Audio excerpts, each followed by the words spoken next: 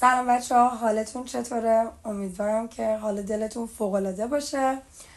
همونطور که بهتون قول داده بودم اومدم بعد از ویدیو داستان آشتیمون براتون قضیه لایو اون شب رو تعریف کنم. خب منم که رو قول حساس، بچه ها صدای من خیلی افتضاح گرفته، تک تکتون شاهدین. من الان فکر کنم نزدیک 4-5 شبه که همش مداوم درمانگام، خیلی مریض بودم. ولی خب به شما قول داده بودم نمیتونستم، همینجوری هم کلی بد قول شدم. قرار بود شنبه ویدیو رو براتون آپلود کنم که من از پنجشنبه افتادم تو درمانگاه. 2000 years later. بچه ها فکر میکنم که دقیق نمیدونم 10 روز شده یا نه، 10 روز پیش بود. من شب قبلش یکی از دوستان بهم زنگ زد، حالش خیلی بد بود، خیلی رو تختم دراز کشیده بودم، همینجوری داشتم باش صحبت میکردم، دلداریش میدادم، رابطش تازه برم خورده بود و واقعا حالش بد بود، به طرز فجیحی داشت گریه میکرد. اون شب فکر کنم من هم پارتنرم هی میومد پشت خط، مجبور شدم بیارمش رو خط که بگم دارم حالا با این دوستم صحبت میکنم. اون کلی نصیحتش کرد، مامانم اومد گوشی رو گرفت نصیحتش کرد که تو حیفی، چرا اینجوری میکنی، کلی گزینه‌های بهتر قراره بیاد تو زندگی. کلی منطقی باش حرف زد، آرومش کرد و من بهش قول دادم که فردا میام دنبالت. من قول دادم که فردا میام دنبالت و دقیق یادمه پسر دایمینا اینجا بودن که خب حالا اگر یادتون باشه از قسمت ویژه اکستیت هم من اینو گفته بودم که ما آپارتمانمون خانوادگیه، نوه ها با هم خیلی راحتیم. من به پسر داییم گفتم که من میخوام برم دنبال یکی از دوستام، میای بریم یکم ببریمش بیرون حالش خوب شه و اینطور داستانا. و یادم زنگ زدم به آرمان توضیح دادم که من میخوام که حالا با امیر حسین برم دنبال دوستم. اوکی بود، هیچ مشکلی نداشت. رفتیم بیرون، فکر میکنم 40 دقیقه اول همچنان تم دوست من گریه، بغض، حال بد. هر کاری میکردم باز دوباره یاد اون شخصی که باش تو رابطه بود میافتاد، هر چیزی رو به اون ربط میداد. خیلی زمان برد، میگم 40 دقیقه طول کشید، ولی هی آهنگ شاد گذاشتم، هی مسخره بازی در آوردم. نمیدونم چی شد، من اون شب لایو گرفتم. خب با پسر داییم بیرون بودم، خانوادم که مشکلی ندارم، پارتنرم که میدونست با کیم کجام، خودش اصلا اجازه داده بود. من لایو گرفتم و قشنگ یادمه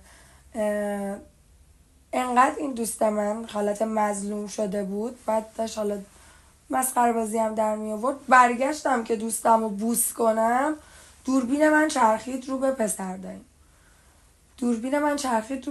داییم، و قصه از همونجا شروع شد. من که اصلا لایو پیاما رو نمیخوندم، اشتباه هم کرده بودم لایو گرفته بودم، من فقط درگیر دوستم بودم. مثل که خیلیاتون نوشته بودید آرمان رو دیدیم، آرمان بغلش، بعد که دوربین رفته بود رو پسر داییم گفته بودین این که آرمان نیستش. مرسی از اون دوستان همیشه حاضر در صحنه که از لایو من اسکرین ریکورد گرفته بودم و پخشش کرده بودم. بچه ها لایو اسمش روشه، لایو یعنی برنامه زنده. من لایو میگیرم اون لحظه خوبم و تو همون لحظه با شما سهیم بشم، با شما شریک بشم. از لایو اسکرین ریکورد گرفته بودید و دست به دست چرخیده بود. از لایو اسکرین ریکورد گرفته بودید و دست به دست چرخیده بود. هیچ وقت نمیخوام یادم بیاد که خب من که اصلا اون شب بعد اینکه دوستم رو رسوندیم اومدیم خونه، من یه اتفاقی برام افتاد. این خودش یه موضوع مفصلیه بچه ها. من یه فکر میکنم حدود 37 روزی بود به شما میگفتم که من یه مشکلی برام پیش اومده، هیچ ربطی به عشق و عاشقی نداره، ربط به دوستام داشت. من یه ضربه خیلی خیلی خیلی بزرگ از دوستام خورده بودم، یه ضربه‌ای که هنوزم ردش هست، یعنی کمر من صاف نمیشد. اون شب من یه تیکه، یه استوری پیام از دوستام گرفتم، به حدی حال من بد شد که قشنگ یادم ماشین رو برداشتم اومدم تو خیابون، فکرم لایو گرفته بودم، داشتم گریه می‌کردم دیگه. مغزم هیچ فرمانی نمیداد، چشام هیچ جا رو نمیدید، فقط گریه میکردم. یادم زنگ زدم با گریه به آرمان، گفتم که کجایی؟ گفتش که چی شده، تو کجایی؟ تو درگیری این بودیم که اون میگفت هر جایی که هستی وایسا همین الان میام، من میگفتم نه من میام. خلاصه که خودم وصل کردم اون شب به آرمان و یه ذره با هم صحبت کرد، گفت آروم باش. اومدم خونه خوابیدم. قصه این جمله است، میگه مکانه صبح طلوع، کاش اون صبح طلوع نمی کرد. بچه ها 8 صبح بود، سر کار بودم، داشتم با تلفن صحبت میکردم، دیدم پشت خطیم آرمان داره گوشی منو سوراخ میکنه. تلفنو که جواب دادم به حدی عصبی بود، به حدی ناراحت بود. اون لایو دست به دست چرخیده بود، رسیده بود حالا به فامیلای مادری پدری که این دختر به این ماهی چرا آرمان اذیتش میکنه، آرمان چیکار کرده با این بچه این داره اینجوری گریه میکنه. به خدا که آرمان هیچ کاری نکرده بود. اصلا این ویدیو رو گرفتم به همه مخاطبا، به همه فامیلای عزیز، به همه دوستای گلم بگم آرمان نه تنها هیچ کاری نکرده بود، بلکه بنده خدا سریع خودش رو به من رسون، آرومم کرد و منو گذاشت خونم. ببینید پیامای شما بدون فکر، بدون یک لحظه تفکر، بهش پیام داده بودید بی غیرت دوست دخترت بغل یه پسر دیگه است. اون میدونست من کجام با کیم، ولی جمله ها میتونن یه وقتا خنجر بزنن به قلب آدم. شما نمیتونید فکرشو کنید با غرور یه پسر یه مرد چی کار کردین. آرمان زنگ زده بود به من هی میمد پشت خطم پیام داده بود مبینا شرفم رفت جواب بده. جواب که دادم داشت سکته میکرد بچه. فلانی از اون سر شهر به من به بابای من زنگ زده، گفته که آرمان چیکار کرده با این دختر. من ضربه رو از دوستان خورده بودم، ضربه خیلی بدی خوردم، حتی تو فکرتون نمی گنجه من بخوام براتون تعریف کنم. حتما یه روز که باش کنار اومدم براتون میگم. اصلا حتی تو فیلم ها هم این اتفاق نمیفته که آدم اینجوری ضربه بخوره. من یه همچین ضربه خورده بودم، نمیتونستم خودم رو جمع کنم، هنوزم کامل نتونستم بپاشم. این ویدیو رو گرفتم بگم که آرمان نه تنها به من بد نکرد، نه تنها به من خیانت نکرد، نه تنها من بهش خیانت نکردم، بلکه همون 2 هفته‌ای که با هم بودیم کاملا همو درک کردیم، کاملا لحظه های خوب ساختیم. خیلی هوامو بیشتر از اون 3 سال داشت.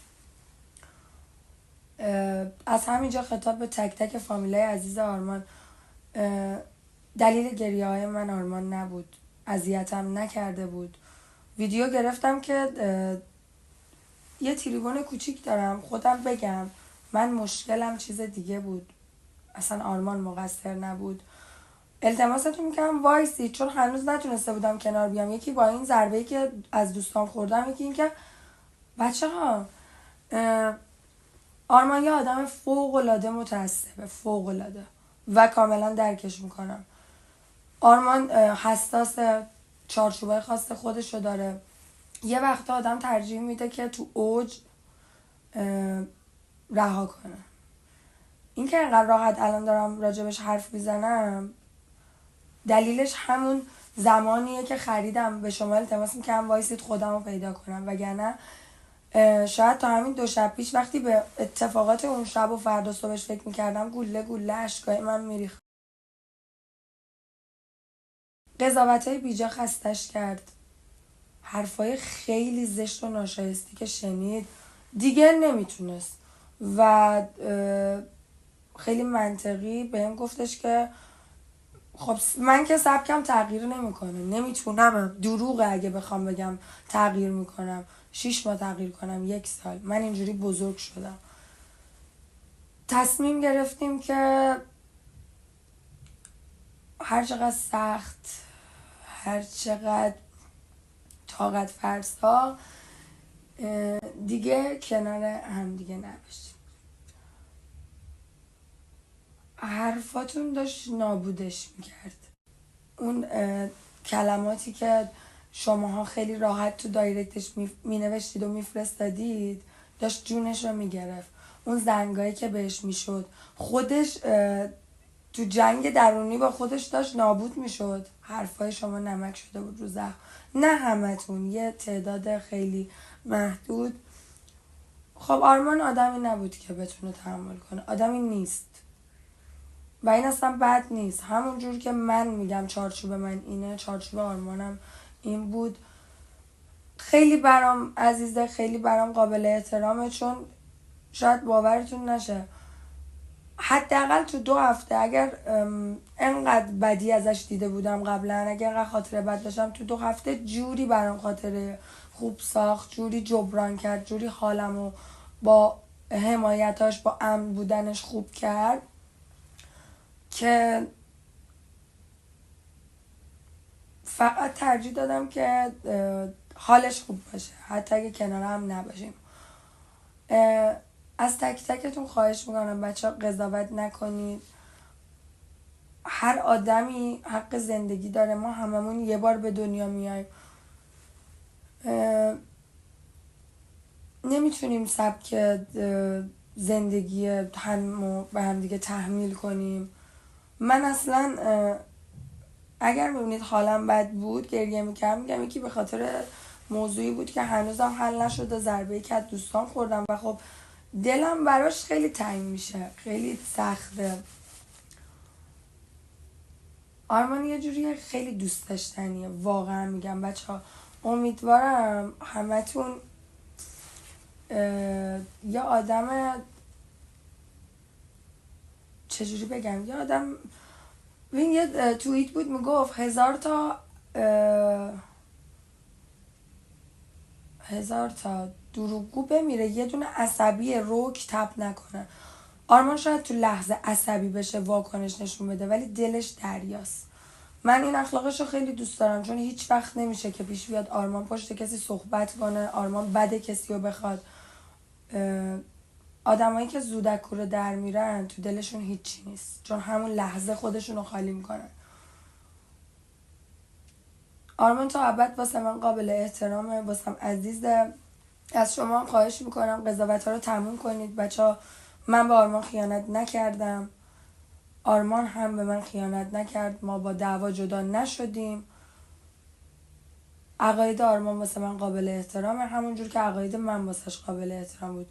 آرمان اصلا تو کتش نمیره که تو حتی بخوای با پسر خاله دختر پسر داییت بری بیرون، ولی انقدر برام ارزش قائل شد که این سری به نظریاتم احترام میذاشت، میگفت آره عزیزم برو. پس منم به تعصب آرمان احترام گذاشتم. اینجوری اون راحت تره، خیلی داشت اذیت میشد. خواهش میکنم این قضاوت های یه طرفه رو بذارید کنار. قضاوت فقط مخصوص خداست. دیگه دایرکتش بهش بی احترامی نکنید. دایرکت من یه طرفه به قاضی نرید که چرا برگشتی که ولت کنه. بچه ها واقعا ولم نکرد. حتی تو لحظه‌ای که تصمیم به جدایی گرفتیم حامی من بود. از صمیم قلبم براش آرزوی خوشبختی، حال خوب دارم.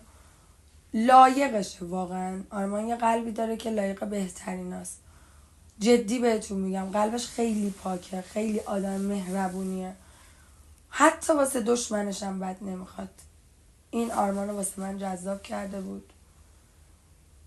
ویدیو رو گرفتم بهتون، نه آنچنان خلاصه بود نه آنچنان کامل، ولی نکته هایی که باید میدونستید و بهتون گفتم.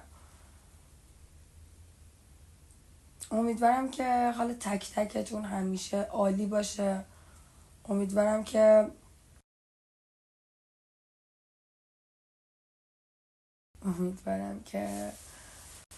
کلی اتفاق خوب سر راهتون قرار بگیره. من باز یه بغض لعنتی که همتون میدونید اومده سراغم، دیگه دارم قدرت تکلمم از دست میدم.